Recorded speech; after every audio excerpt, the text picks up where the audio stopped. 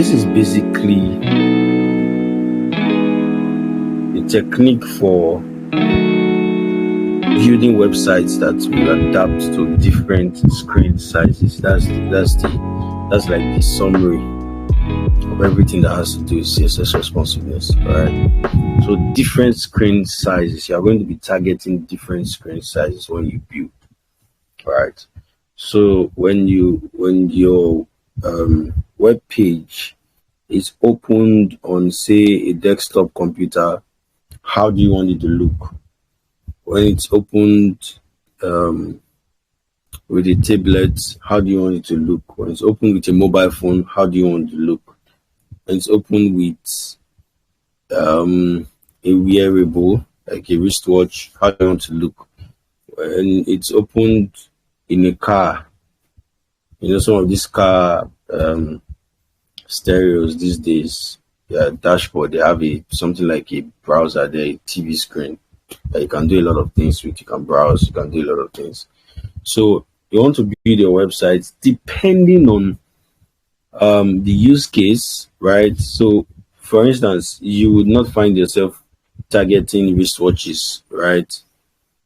Because of course your website, you might not be building it to support a wristwatch because of the functionality, right? But then this concept can be applied to any screen size that you want to target.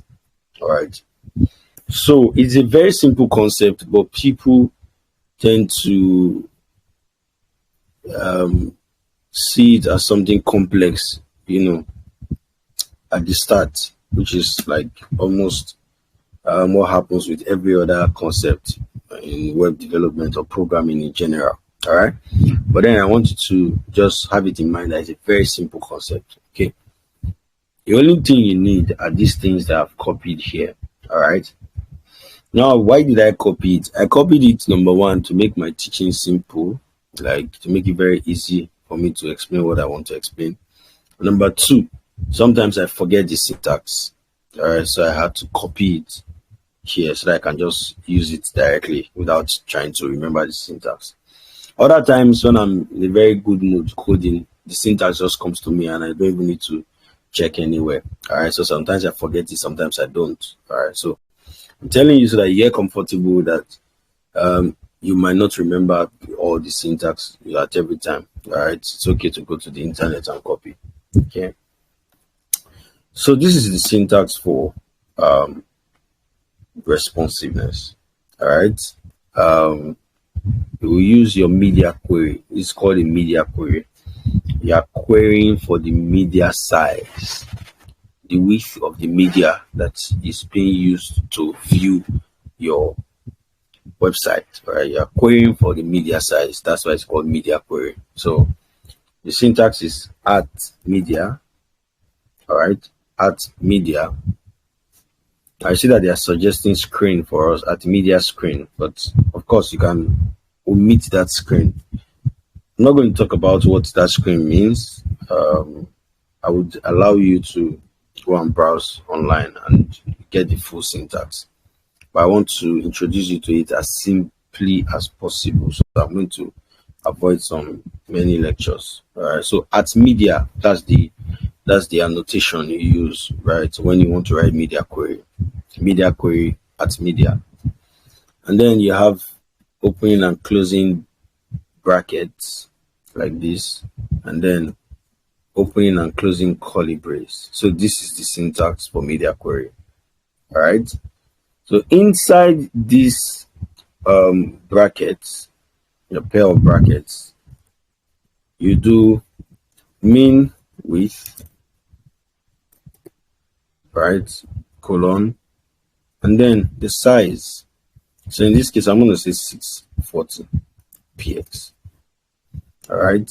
What this means is that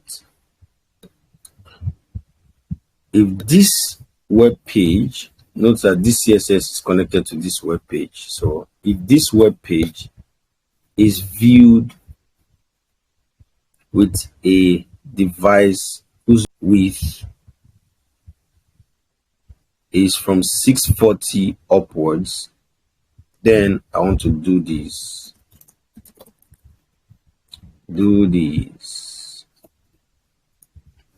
right? So if this web page is opened with a media that has a minimum width of 640px, do these things. All right. So what are the things you want to do? I want to say the body should use the CSS rule. All right. Or the body should use the following CSS rules. It should be background color black. All right. So now let's check and see what's happening. So background color black is being applied. Let's inspect to see the width of this device. All right, so I'm going to use responsive so that I can adjust it the way I want. All right, so what's our rule again? We said that at a minimum width of 640px, the body should have a background color of black. That's what I said. All right, so if you look at the width of this page at this moment is what? 430. All right, that's the width. So this condition has not been fulfilled because we said that at a minimum width of 640px, that's when the body should be given a background color of black. So we'll go back to our browser and then let's increase this gradually. So watch the width that changes. You can also see it here. I think width should be somewhere here. So let's go for width. UVW width. So this is it. It's 480. So we're going to increase. So you see it increasing here. Okay. And then immediately we got to 640. So let's check. This is 640. And we said background color of body should be black at a minimum of 640 width. So at this point, we have fulfilled the condition. So from 640 upwards, background color is going to be what? Black. All right. But below 640, it's going to be white, which is the default color of the body background, or the background of the body. All right.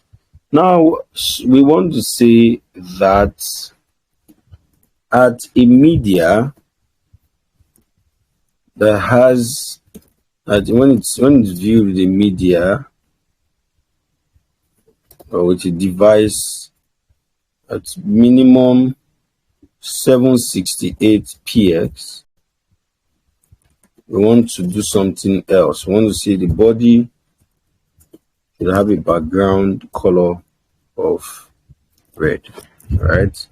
So what this means is that we have one rule currently saying from 640 upwards, minimum width means at a minimum 640. So from 640 upwards, we want the background, the background color of the body to be black. All right. Now we have another rule now saying that from 768px upwards, we want the background color of the body to be red. All right.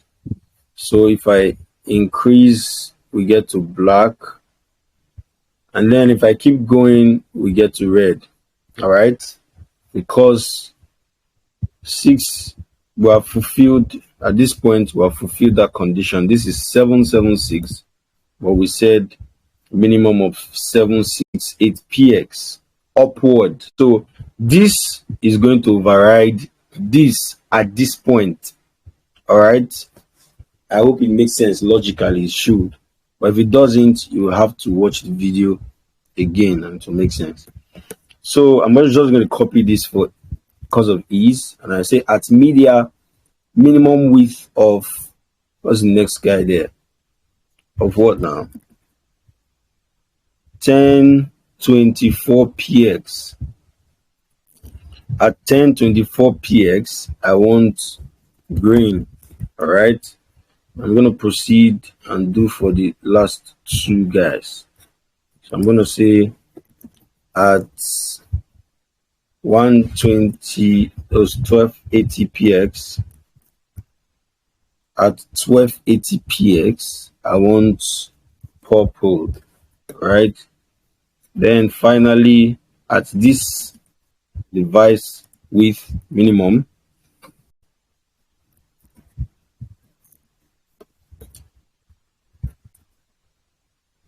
all right, what I want is yellow.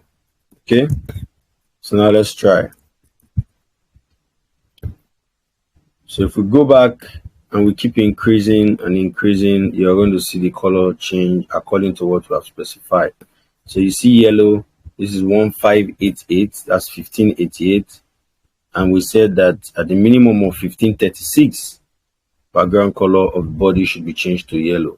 All right, so this is media query, or mobile responsiveness, or CSS responsiveness, rather, in a nutshell. That is what I've shown you. You can replicate this idea,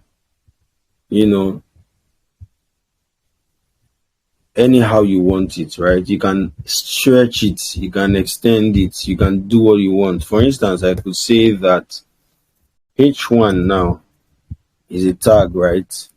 And then I have hello sir. Okay, and I save. So we have hello sir here. But I'm going to say that what I want is, at this point, I want h1 to have a color of red. And if you check, you will see that h1 should be red. But if we go down below that size, you see that h1 is black. Because what we just did is only going to apply when the device width is at least 1536px. All right, that's pixels. So if we look at this now, we have 1418. It is not at least 1536. So you can expect this color to be red. It's going to be the default color, which is black. All right. But if we keep increasing,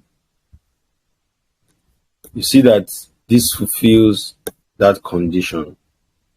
All right, that's why it's red. So I will come here and say that what I want is, at a minimum of 640px, color should be, let's say, purple. All right, let's say purple. At some point I'm going to run into issues. So I'm going to say white. All right, I'm going to say white. Color should be white at a minimum of 640px. So if we go below 15 whatever, we see that color is now white. Why is that? It is because we are currently fulfilling, our screen size currently fulfills this constraint, minimum of 640px. Now what's the width? The width is 1498. It fulfills that condition because it is above 640px, right? Anything above 640px fulfills the condition of a minimum of 640px, and that's why you see that the color is white at this point.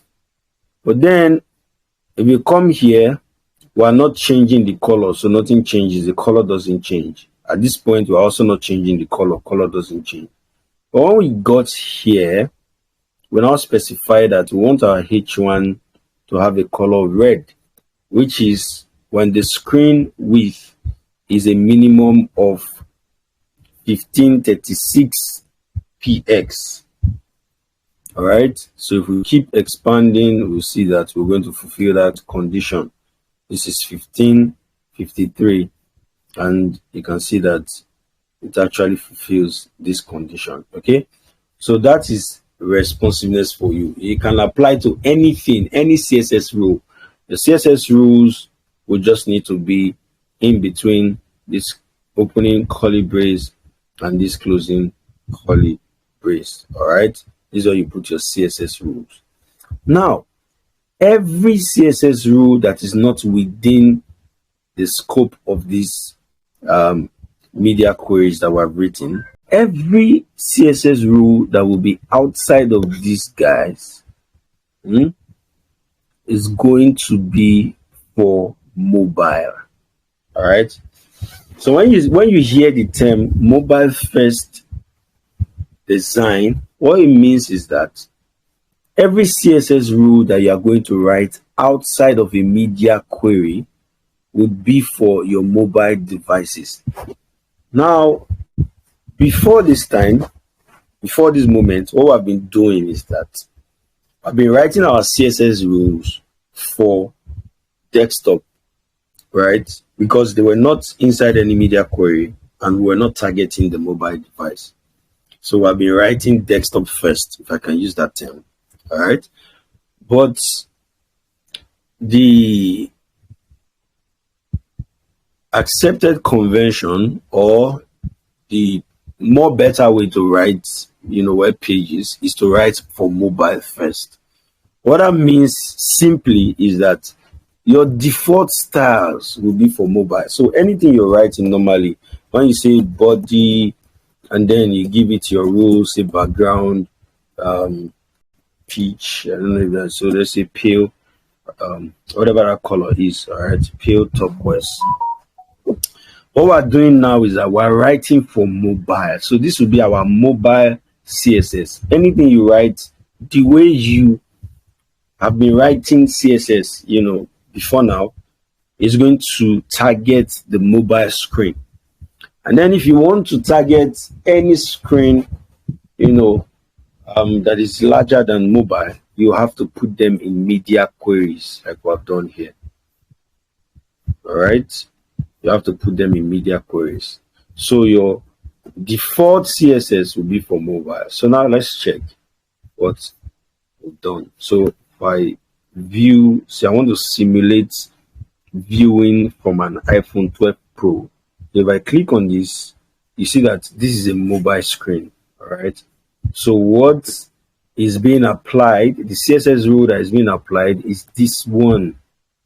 Okay. But immediately we leave the mobile space, this can still be considered as mobile, but it is not. All right. This is like this is a larger mobile device. All right. So by default, we want to target the smallest mobile device that we can support. And by convention, it will be anything less than 640px. All right. So currently, this guy is targeting mobile. Now, if we leave the mobile space, so watch, the color changes. All right. So this is mobile. And immediately we get above 640px, you see that would change 640. So it has changed. All right. So we target for mobile, and then immediately we get out of the mobile screen, we can also change our styling. Okay. So I'm going to show you something as a way of an example.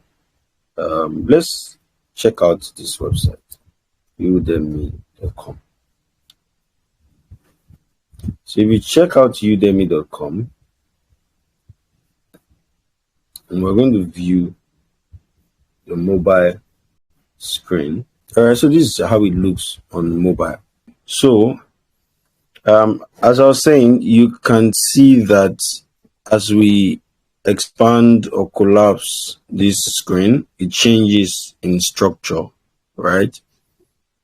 So we can easily do something like this using media query. All right. So this is what is known as a responsive design. It responds to the width of your screen. All right, so let's try to do something like this. So I'm going to use CSS grid to achieve it. So for the next couple of minutes, I'll be writing CSS and not explaining what I'm doing. All right, because it should be something familiar. Okay.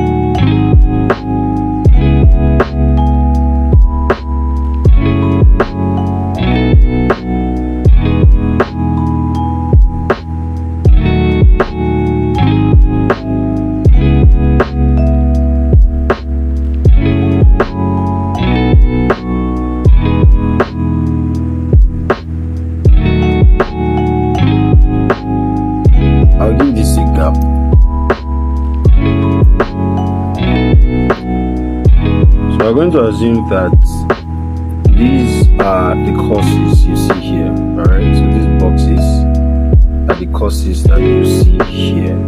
Okay, and let me get rid of this guys. Let me get rid of these guys.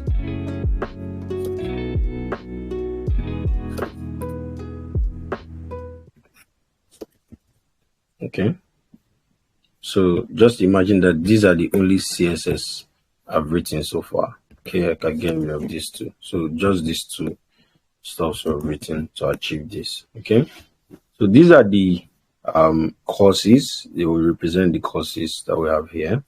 But then you see that when we collapse, it's not responding to the screen width. All right, it's not responsive, right?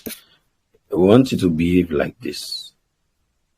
All right, so this starts from 4, and then when you get to, so let's still go down. So at a minimum of 7,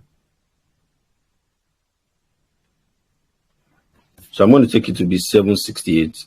At a minimum of 768, it changes to 3. All right, so what I'm going to do here is copy this wrapper and come here. Then we'll say that the wrapper class at a minimum of 768px should have 3 columns. All right, but ordinarily we want it to have 4 columns. All right, so 1 fr. So this is for 1 column, 2, 3, and 4. But now we say that when it gets to 768, it should be 3. All right, so let's check now. So ordinarily it will be 4. When it gets to 768, at least it will be 3. So it's being responsive little by little. But if you notice something, I told you that what you want to be applied on mobile, the style that you want to be applied on mobile should be the one outside every media query. All right, so let me collapse my media queries, and yeah, so these guys here, they should be how we want the screen to look like on a mobile device. All right, that's what should be here outside every media query. All right, every other thing should be in the media query. So what does that mean? It means that I'm going to change this styling to say I want just 1 row. So sorry, 1 column on the mobile, 1 column on the mobile. And when it gets to this guy, right, I want 3 columns. And when it gets to this guy here, I want 4 columns. All right. So I'm going to say, in the spirit of that, I want to say at this point, it should be 2 columns. So we're progressing from the smallest device is going to be 1. All right. And then when you get to the next size, which is 640, I want to change to 2 columns. All right. And when it gets to the next one, bigger than the previous, I want it to be 3 columns. And then when it gets to this screen, I want it to be 4. And from here, that's minimum width of 1024 upwards. That means even for this and this is what's going to be applied. All right. Unless we explicitly write another CSS here, right, that would override this would apply for the rest, because as you can see here, it says minimum width. So for any screen width that is at least 1024, this is what we apply to wrapper. All right, unless we specify any other thing for wrapper here. Okay, so that should make sense logically. So let's check our screen now. We're going to go to mobile. So on mobile, you see that it's taking the entire width. And if you check how this guy behaves on mobile, it's supposed to take the entire width, but I don't know why it's looking like that. All right, so it's supposed to take the entire width. So on mobile, this is how it looks. and then let's progress. So we get here, you see it's 2 columns. So if we go increase again, 2 columns, right?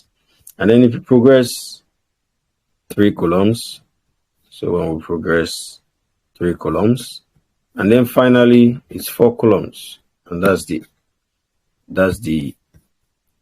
most columns you have. So 4 columns, as you can see. So that is mobile responsiveness for you.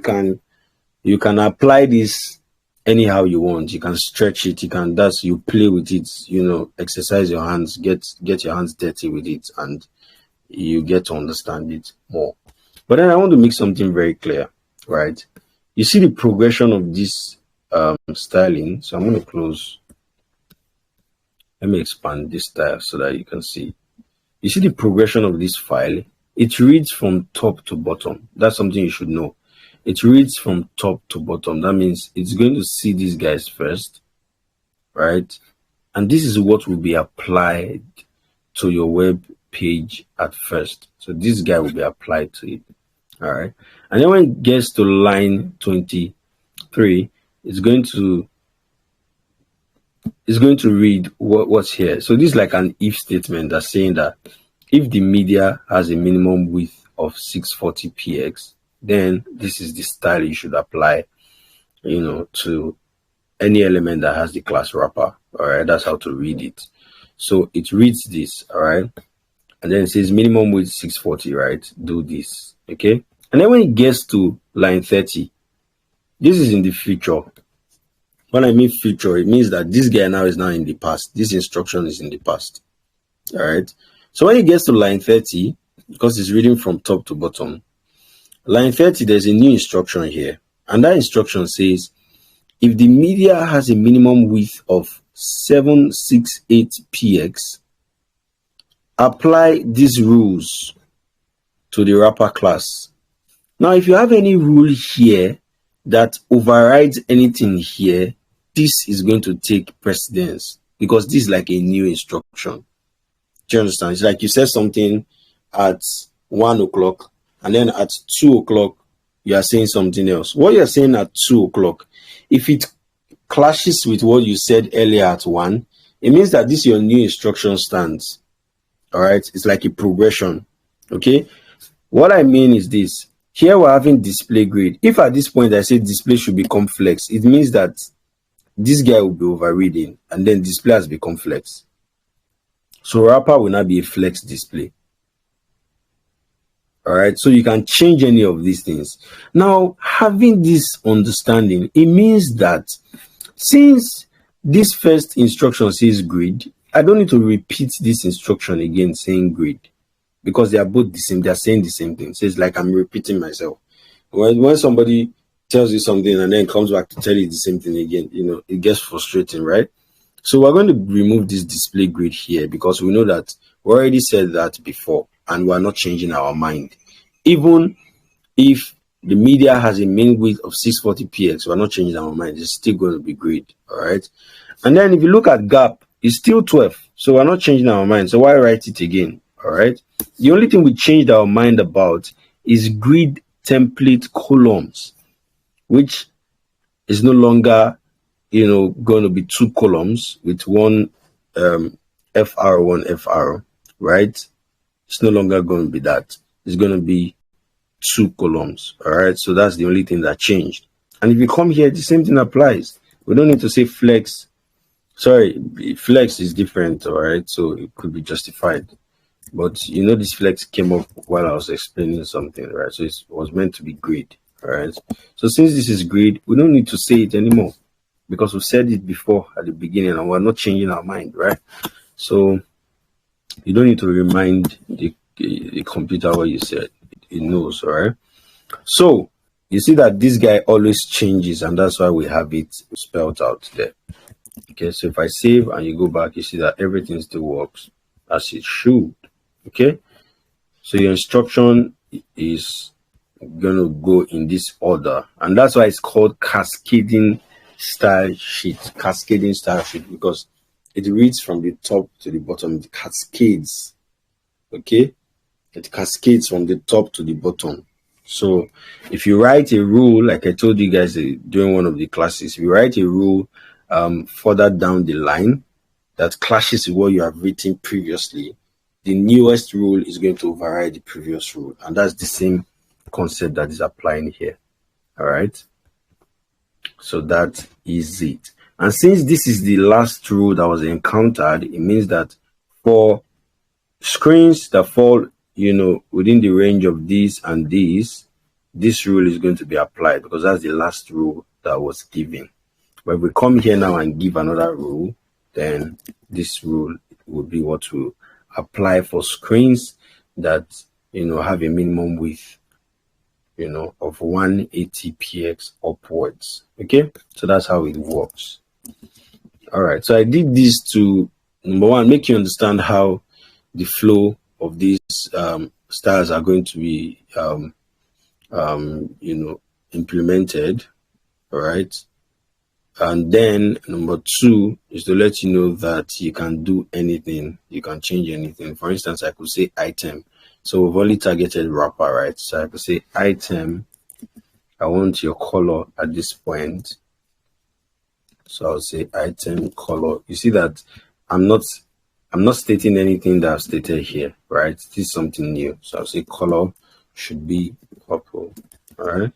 And if you check, the colors are purple. All right. So let me make it. So I can say font size 24px. So I can see it properly. So you see it's big. So I say font weight 600. So it's bold. So you see now, one is purple in color. All right. But if we go below 640px, it's going to be black and it's going to be small.